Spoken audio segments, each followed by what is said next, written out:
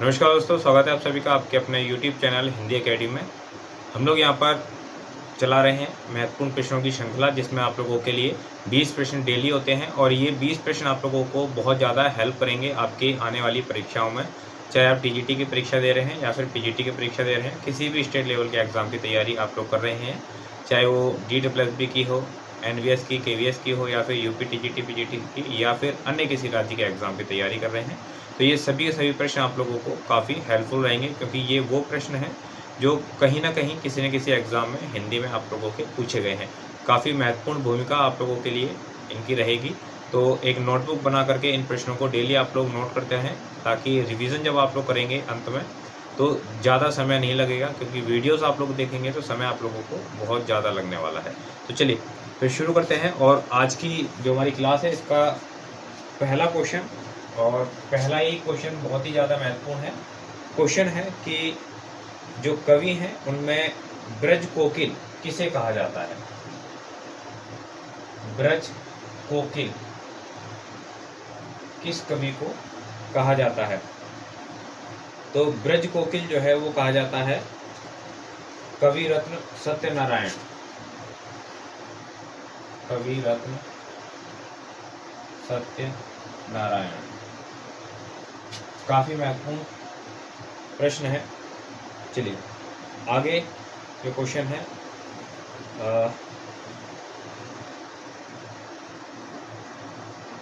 राहुल की माँ का नाम पूछा है। जो एक रचना थी यशोधरा, उसके अंदर, तो बहुत आसान सा क्वेश्चन है ही। तो यशोधरा रचना के अंदर राहुल की जो माँ का नाम है वो क्या है? यशोधरा है। यशोधरा।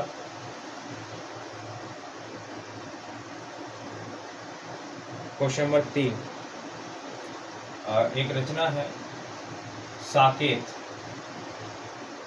आप सभी को मालूम होगा, और पूछा गया है इस रचना के अंदर एक महाकाव्य है साकेत, और साकेत जो महाकाव्य है उसमें ये पूछा है आप लोगों से यहाँ पर क्वेश्चन कि साकेत का क्या अर्थ होता है? साकेत का क्या अर्थ होता है? तो साकेत का अर्थ होता है अयोध्या। साकेत का अर्थ है अयोध्या। और आप लोग मुझे कमेंट करके बताएं कि साकेत रचना किसकी है। क्वेश्चन पूछा गया है जयशंकर प्रसाद की ब्रज भाषा में लिखी गई कविताओं का संग्रह।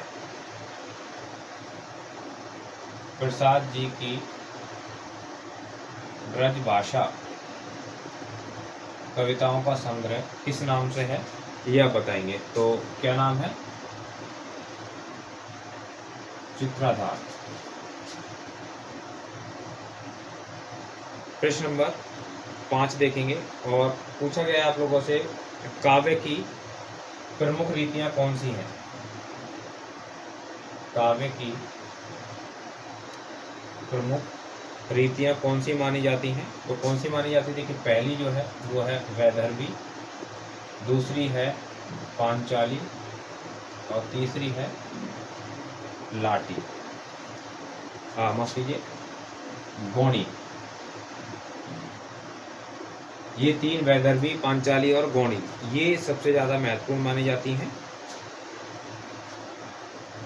चलिए आगे है हमारा कश्मीर सुषमा। कश्मीर सुषमा कश्मीर सुषमा ये एक कविता है।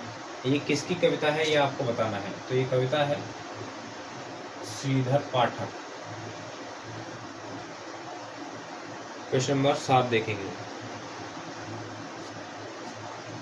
एक क्वेश्चन है तुलसी की उस रचना का नाम बताइए जिसे भक्तों के हृदय का कंठहार कहा जाता है। भक्तों के हृदय का कंठहार कहा जाता है, कौन सी रचना है? तुलसीदास जी की। तो रचना का नाम क्या है? रामचरितमानस।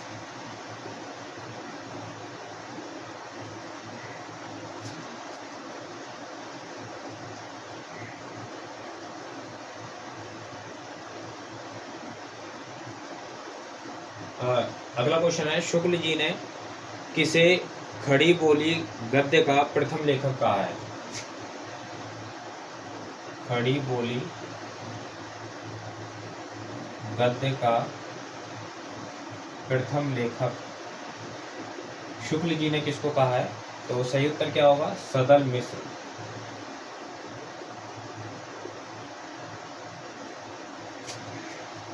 अगला क्वेश्चन, सूर के काव्य का दार्शनिक आधार क्या है? सूर के काव्य का दार्शनिक आधार क्या है? तो वो है शुद्धाद्वैतवाद।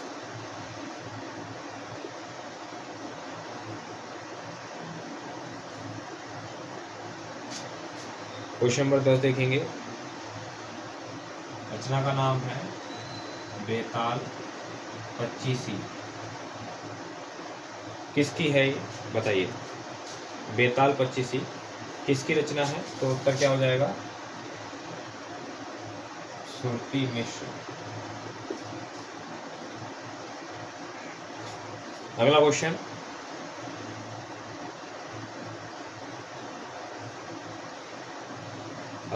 काफी महत्वपूर्ण क्वेश्चन है। पूछा है कि प्रयोगवादी काव्य की सबसे बड़ी कमी। प्रयोगवादी काव्य की सबसे बड़ी कमी जो थी वो आपको बताना है। प्रयोगवादी काव्य की सबसे बड़ी कमी क्या रही? कि यहाँ पर लोक कल्याण की भावना की अवहेलना की गई है। लोक कल्याण की भावना की अवहेलना यहाँ पर आपको देखने को मिलती है। प्रश्न नंबर 12 देखेंगे।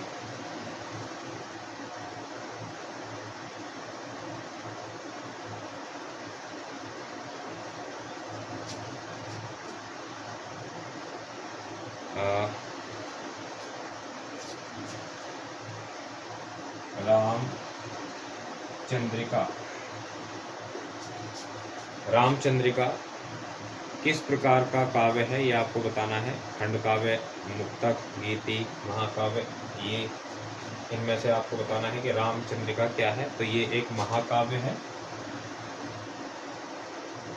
किसकी रचना है ये बताइएगा, और ये इतनी महत्वपूर्ण क्यों है ये भी बताइएगा, क्योंकि दोनों ही क्वेश्चन आपके पूछे जाते हैं एग्जाम के अंदर।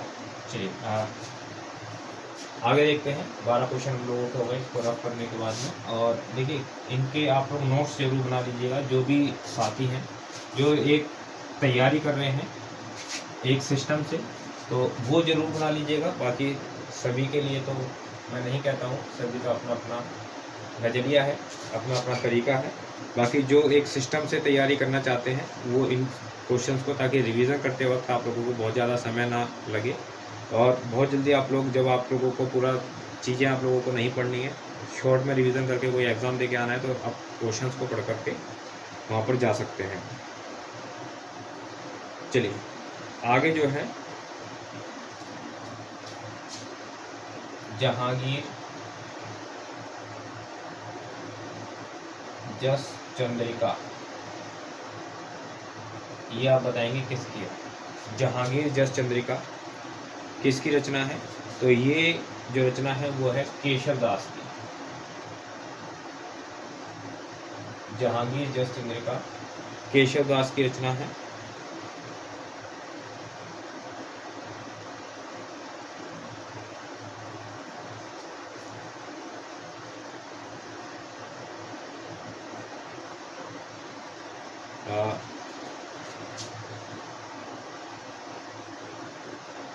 दिवसावसान का समय मेघ में आसमान से उतर रही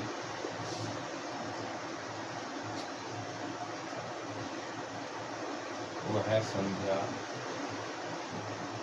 परी सी धीरे धीरे धीरे धीरे धीरे और धीरे। ये इसके अंदर आपसे पूछा है कि अलंकार कौन सा है, तो बहुत ही ज़्यादा आसान है। तो ये अलंकार कौन सा है यहाँ पर, तो ये होगा मानवीकरण अलंकार। मानवीकरण अलंकार होगा। क्वेश्चन नंबर 15 देख लेते हैं, और क्वेश्चन नंबर 15 हमारा है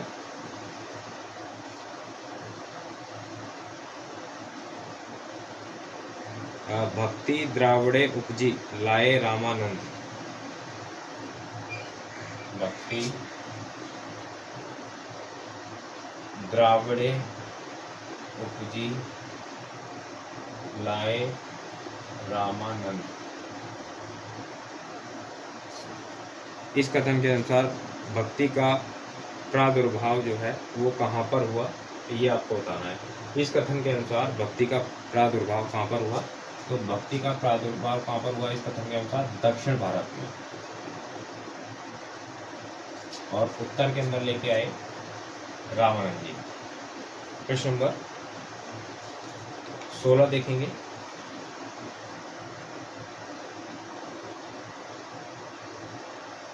जय मयंक जस चंद्रिका।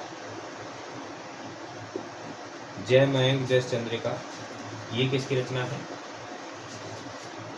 ये है भट्ट केदार।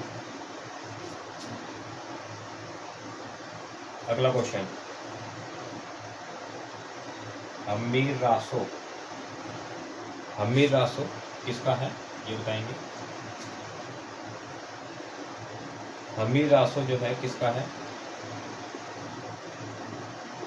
शारंगधर। हम्मीर रासो शारंगधर का है।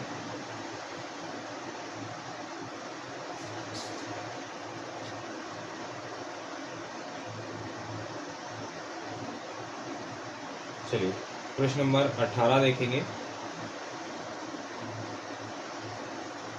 अपभ्रंश के जैन कवियों में सबसे प्रसिद्ध।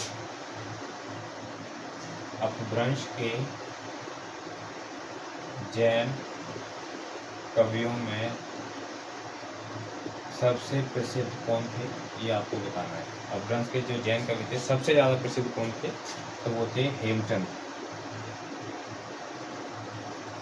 बहुत ज़्यादा महत्वपूर्ण है, मैंने कई बार इनको पढ़ाया भी हुआ है आपको, हेमचंद जी को। अगला प्रश्न है, निराला की साहित्य साधना। निराला की साहित्य साधना, इसके लेखक कौन है। निराला की साहित्य साधना लेखक हैं रामविलास शर्मा। और अंतिम प्रश्न आज की हमारी क्लास का, कलगी बाजरे की किसकी रचना है। बहुत महत्वपूर्ण है, कई बार पूछा जाता है। ये भी पूछा जाता है कि किस तरीके की ये रचना है, तो ये आप कमेंट बॉक्स में बताएं किस तरीके की रचना है और किसकी रचना है ये। तो ये है अज्ञे जी की। और अज्ञे जी का पूरा नाम भी आप लोगों से कई बार एग्जाम में पूछ लिया जाता है, तो ये भी आप लोग मुझे कमेंट बॉक्स में बता दीजिएगा। तो ये आज के हमारे पूरे 20 क्वेश्चन हुए, और 20 के 20 क्वेश्चन आप लोगों ने देखे होंगे, काफ़ी महत्वपूर्ण है। किसी किसी एग्ज़ाम में ये प्रश्न आए हुए हैं। वीडियो पसंद आई हो आप सभी साथियों को तो दोस्तों में शेयर जरूर करें। वो साथी जो डेली वीडियोस देखते हैं लेकिन चैनल को सब्सक्राइब करना भूल जाते हैं, सभी से मेरी रिक्वेस्ट है कि चैनल को सब्सक्राइब कर लीजिए, ताकि इसी प्रकार की वीडियोस आप लोगों को मिलती रहें। आगे पूरा सिलेबस आप लोगों के लिए आने वाला है लाइव क्लासेस के रूप में, वो आप लोगों को मिलता रहे, उसकी नोटिफिकेशन आपको समय पे मिले, उसके लिए आप लोग बेल आइकन को जरूर प्रेस कर लीजिएगा। साथ ही इसी तरीके की जो इम्पोर्टेंट क्वेश्चंस हैं उसकी लगभग 2000 से 2100 प्रश्नों की हमारे पास में ई बुक है, जो बहुत ज़्यादा महत्वपूर्ण क्वेश्चंस हैं। और ये ई बुक आप लोग ले सकते हैं, जो आपके एग्ज़ाम को बहुत ज़्यादा हेल्पफुल बनाएगी आपके लिए। और इसके लिए आप लोगों को बहुत कुछ नहीं करना है, केवल ये जो सामने नंबर मैं दे रहा हूँ यहाँ पर आप लोगों को व्हाट्सअप करना है ई बुक लिख करके, और आप जा करके मैं लिंक प्रोवाइड कराऊंगा, आप जा करके वहाँ से इसको परचेज कर सकते हैं। और देखिए कीमत जो है बहुत ही ज़्यादा मामूली सी कीमत है, ऐसा नहीं है कि बहुत ज़्यादा कीमत है, बहुत ज़्यादा मामूली है। इसके अलावा और भी बुक्स आप लोगों को ई बुक के रूप में वहाँ पर मिल जाएंगी। जो भी आपके काम की बुक है, जो भी आपको लगता है कि ये आपको लेनी चाहिए, उस बुक को लेकर के आप अच्छे से तैयारी कर सकते हैं। तो मिलते हैं हम लोग अपनी अगली क्लास के अंदर। बहुत बहुत धन्यवाद सभी साथियों का।